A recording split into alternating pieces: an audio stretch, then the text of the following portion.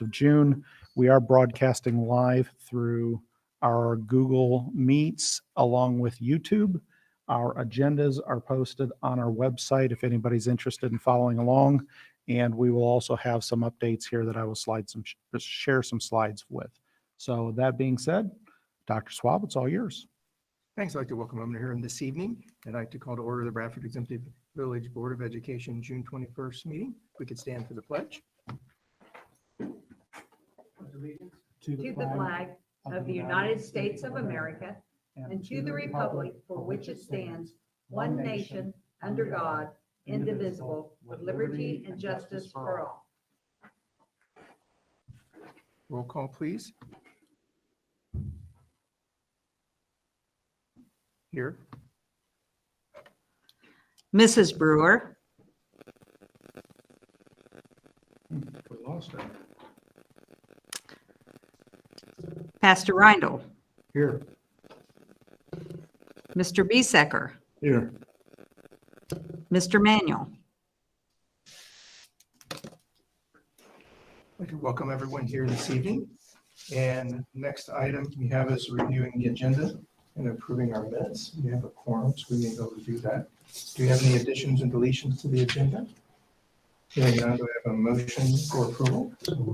Thanks, Louis. Second. Thanks, Scott. Roll call for approval? Dr. Swab. Yes. Pastor Reindl. Yes. Mr. Biesecker. Yes. Next item we have on our agenda is approving the minutes from meetings May 23rd, June 2nd, and June 13th. Have a motion to approve? So moved. Second, Louis. Any discussion or questions? Hearing none, roll call for approval. Dr. Swab. Yes. Pastor Reindl. Yes. Mr. Biesecker. Yes. Next is our administrative reports. I don't know if Maria has logged back in yet for a career center update. If not, we'll move to Mr. Hurst. Okay, my only update is, first of all, we've had a very busy summer with everybody here in our district working very diligently to get the building up and ready to go for next school year. So very impressed with our custodial staff, and I hope they continue it out.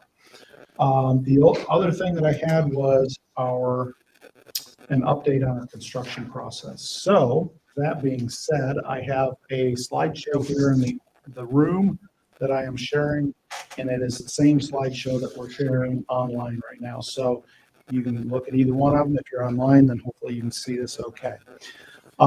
This is the outline that we have received from WDC. We worked very closely with them to come up with this drawing and this rendering. Hopefully it'll work very well. And I'm going to show you a couple reasons and a couple differences here that I think are probably noteworthy. This drawing that you see in front of you is the same as what you just saw first, but it's got the contour lines on here. And what I want to show is there's a waterway that goes to the, I'm going to mess up my directions here, the north and south of the track on the round edges. Those two areas have waterways that go around them, and our construction folks were worried about compaction being adequate for those areas to support the track if it was going to overlap that in its entirety. So what they did was they took an elongated track and smushed it just a little bit so it looks a little bit more circular than oval. So what you see in front of you is basically the finished product that will fit between those two sets of waterways fairly well. There's a little bit of fill, but it's not entire, or it's not a lot. So that was one of the things I wanted to point out with this rendering here. The next, I zoomed in on just the track part so you can see just a few more of the details that are coming up. One of the things that we discussed through our levy campaign was we wanted to make sure that our home bleachers were sitting with their back towards the west. So as that sun sets in the evening, people aren't squinting to see across the field. So even if people from the other side wanted to come over and see that, they certainly could. But we are looking at an 800 seat bleachers, new bleachers over on the home side, which will be built basically as an alternative or alternate for this first phase. And then on the existing, or on the visitor side here, we will have the existing bleachers that are across the road now will be moved over to a cement pad that we will do during this first phase. Not promising we're going to move this over right away. We want to make sure we're finished with football and every need that we have across the road before we move them over here. So it may be delayed just a little bit getting them here, but we've got some folks coming in to look to price those out to see what that would cost. A couple other pieces that are noteworthy of this first phase here, along the line, and we're going to put together a letter to share with the folks over at Grandview Avenue. There's a mound. I call it an Indian mound just jokingly, but there's a mound of dirt over there between our property and the back doors of all those folks in Grandview. That mound is basically going to have to come out. So we've looked at how can we put in some trees there to create some privacy and have some kind of barrier between our two properties. Don't have a resolution to that. In fact, most of this area is going to be used for some purpose as we go through this, but I want to be clear that that mound is pretty much all gone with this construction process. The practice football field, if you can't read it from in here, is down here on the bottom right of your screen. That area is going to be basically encompassing a full-size football field. That will not be completely irrigated, but we'll have what is a toe and go type of sprinkler system that we can plug in there, and it'll go across there if we get a drought year and need to keep that watered. We are working with the architects right now to irrigate the actual football field to make sure that that's put on a real system where it's on a timer and different phases and so on and so forth, and be able to keep that up. And then, of course, the second phase of this whole project is the building. We're going to wait to see what the prices are from the bids in phase one before we start figuring out what's in phase two inside that building. But we've got the biggest layout of a building here at almost 12,000 square feet. So we can go in just under the sprinkler needs. So if we go above 12,000 square feet or more, we have to put sprinklers in there. And obviously that's a big expense we're trying to avoid. So these are the drafts as of today.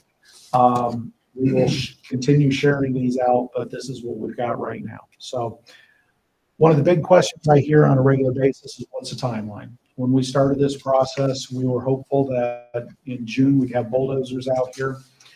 We do have a pad set or a area cleared for our bus barn out here. So it's ready to go. I'm talking with Skip today. He talked to the folks that are going to come out here and do that. And they're expecting the next probably 2 weeks, they'll be freed up enough to come out and start working on that. So hopefully, I know I've said that before, but hopefully in the next 2 weeks, we'll see them out here. Zoom in on what we've got here for a timeline. This is what we've already gone through April 18th. Those are some of the things that Choice One and our architects, WDC, have put together already for us. And then the upcoming pieces are on this slide, basically from the midpoint here, June 21st tonight, we're going to have a resolution to approve all the bidding requirements for the next phases in this. So hopefully that'll be able to keep them rolling. We did find out that they're going to come back out and need to figure out how much storm runoff is on our property and if our existing retention pond is going to support all these extra spaces. But that was an expense that unfortunately crept up through us and we weren't warned about before just last week. So, or just recently, I should say. And the county can't provide that to the soil and water or somebody like that? What's I'm that? not, can the county come out and do any of that? Oh, no, they wouldn't do that. This is actually to determine the amount of footage that we have in buildings versus the amount of room there is to detain that until it can adequately flow away from the property.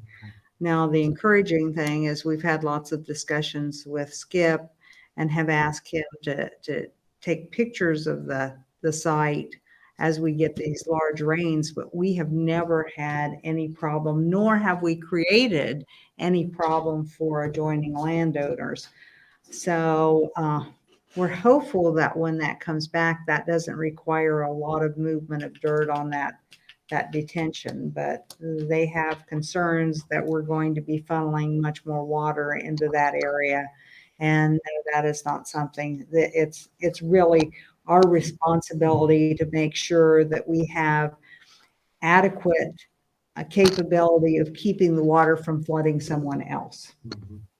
And Yes, that's what I was thinking more in terms of just a general acreage of a lot, blacktop and so forth, that I wasn't really thinking in terms of built roof area and such as that. Yes, and we have provided them more information than they normally would receive. We had to go back through many of the documents from the construction, and we did find the storm calculations that were done at the time and have provided those to the engineers. And it's as a result of that they felt they needed to do this additional work. So we're keeping our fingers crossed that it doesn't create a need to do a lot of changing on the rest of the property. So. With that being said, unless there's any questions, I am complete with my report. There's no concerns at all by squishing the track a little bit with the hurdles and things like that? No, in fact, if you look at, if as we've gone through this process, we've talked to a number of different construction companies, and a lot of them have even suggested a smaller, more roundish track.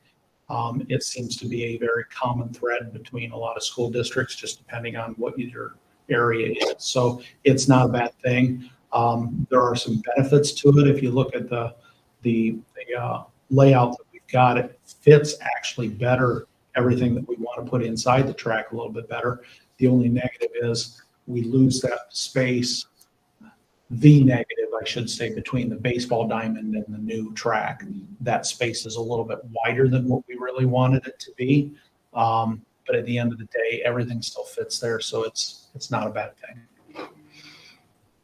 And I want to add this. One of the reasons I believe that they've gone to this sizing is because with the existing waterways that are out there and the detention, they want to make sure there's proper compaction on the ground, so they don't want to disturb the ground that has already compacted for years any more than they have to, and bring machines in and have to do major compaction.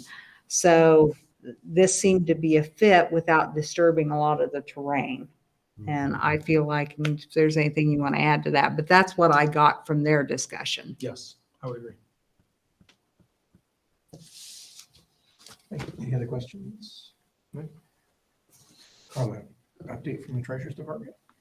That's the only thing. It's the end of the year, and that always brings lots of reporting and very many things that are going to be coming your way. I think we're going to have a successful close of the year with our financing looking similar to what it has in the past, with the idea that we've moved some money to make sure that we've got future accommodations for things. I do want to tell you that I got these in last Thursday, and these are the documents for both of the financings that we went through. And if you want some informative reading, or if you're just tired and you want a quicker way to go to sleep, these documents are available to you at any time, and they really go through a process. We went through quite a process with everything we did here, and I think it's ultimately going to be a very successful endeavor as we go through this. So I think should be pleased with where we're at. Excellent. You've already got that read, I'm sure by now. I have seen many of those documents. In fact, I got to participate in the writing of most of those documents. So yes, absolutely. it was an interesting process. Good. And any other questions for Carla? And Maria says she doesn't have anything from the Career Center.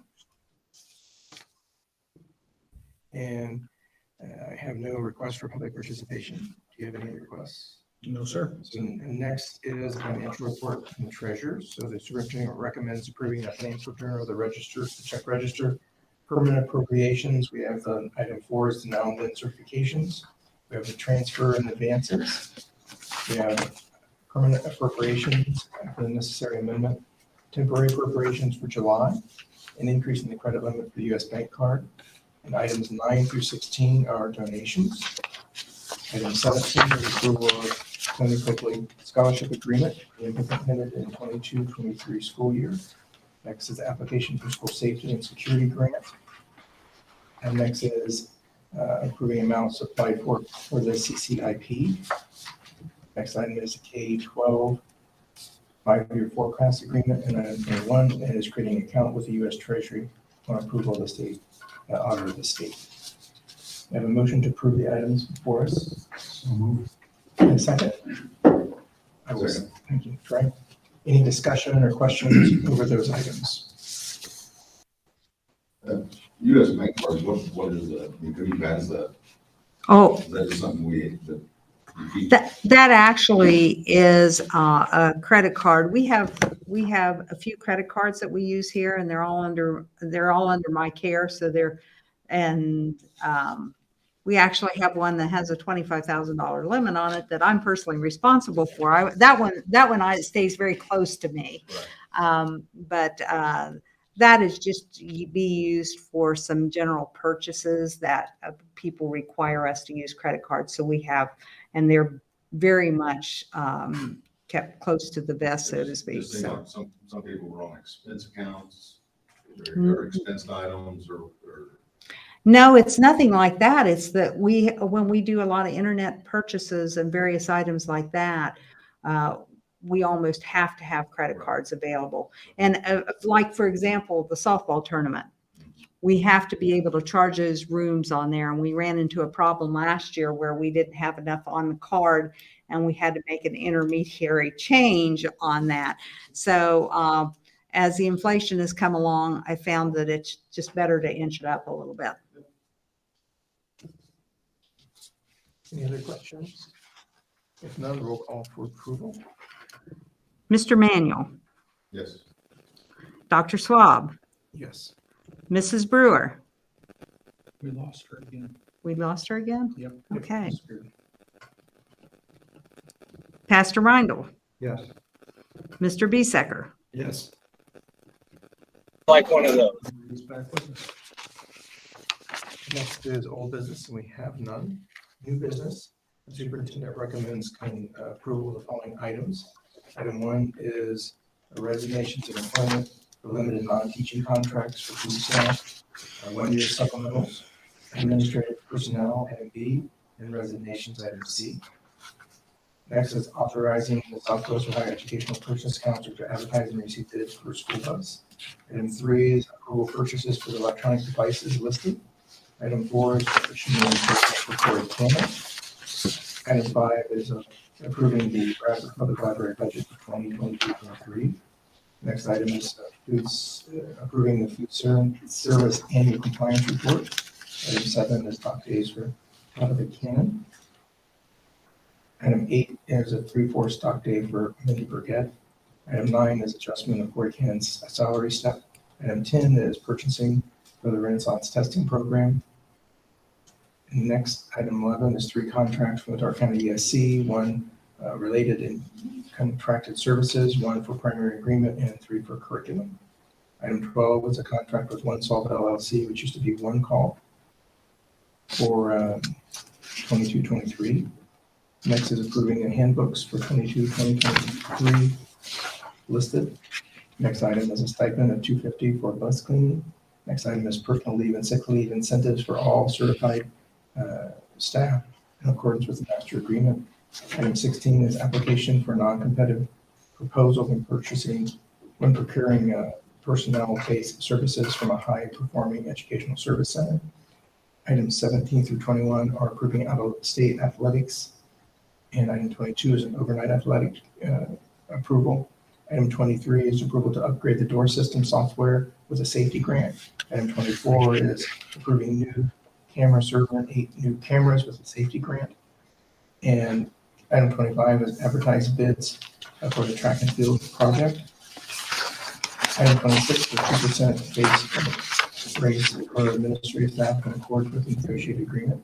Item 27 is a contract with Choice One Engineering for the continued topographical surveys. A motion to approve, or a motion to approve those items listed. So moved. Thank you, Scott. In a second. Second. Louis, thank you. Any discussion or question over those items?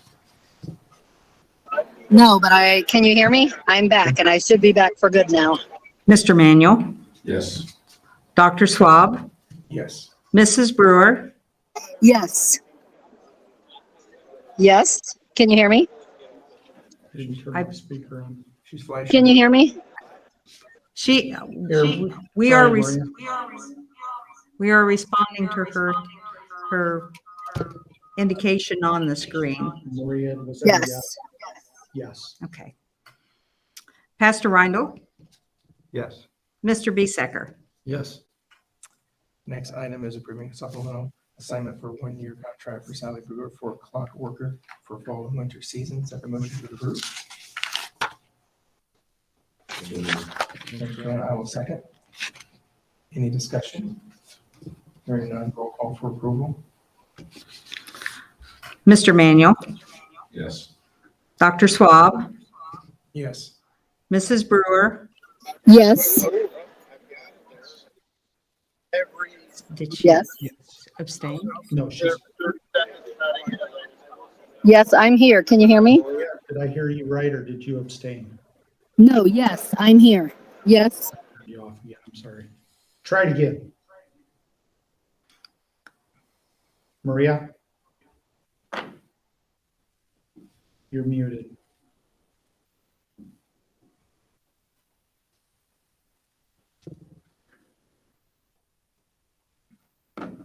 Maria, are you there?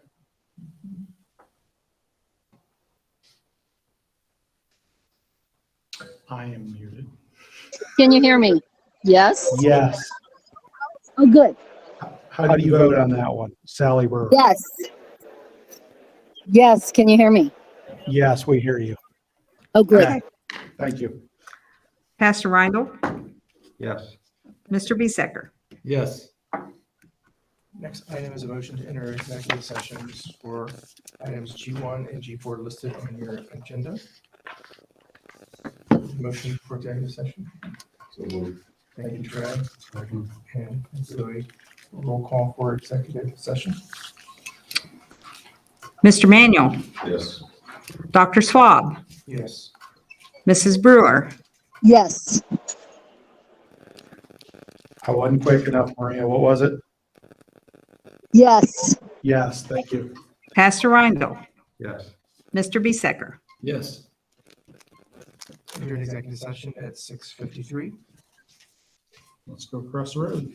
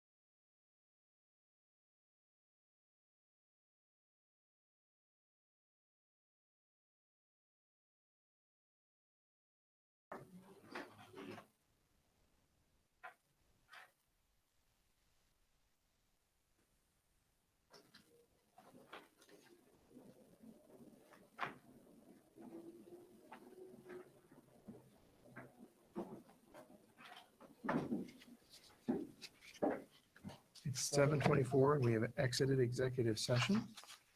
We have a motion for adjournment. So moved. Second. Roll call for adjournment. Mr. Manuel? Yes. Dr. Swab? Yes. Pastor Rindle? Yes. Mr. Bisecker? Yes. We stand adjourned. Thank you. Still have 7:25, just turned.